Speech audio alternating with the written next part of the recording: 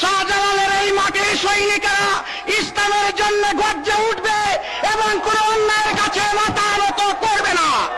ইসলামের গোলা জোয়ার বাংলাদেশের এই উত্তর পূর্ব প্রান্ত থেকে ইনশাআল্লাহ শুরু হবে।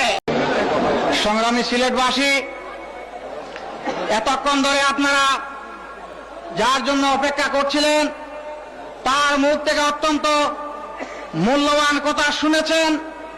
আগামী দিনের মুক্তির ব্যাপারে তিনি ইঙ্গিত করেছেন, আপনাদের কাছ থেকে আশ্বাস এবং ওয়াদা চেয়েছেন।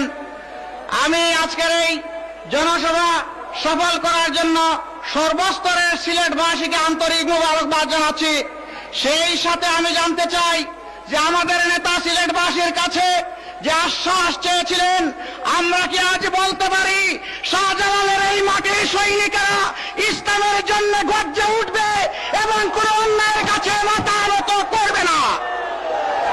সংগ্রামী সিলেটবাসী, আমরা আমাদের নেতাকে এই আশ্বাস দিচ্ছি, এই ওয়াদা দিচ্ছি, ইসলামের গোলা জোয়ার বাংলাদেশের এই উত্তর পূর্ব প্রান্ত থেকে ইনশাআল্লাহ শুরু হবে।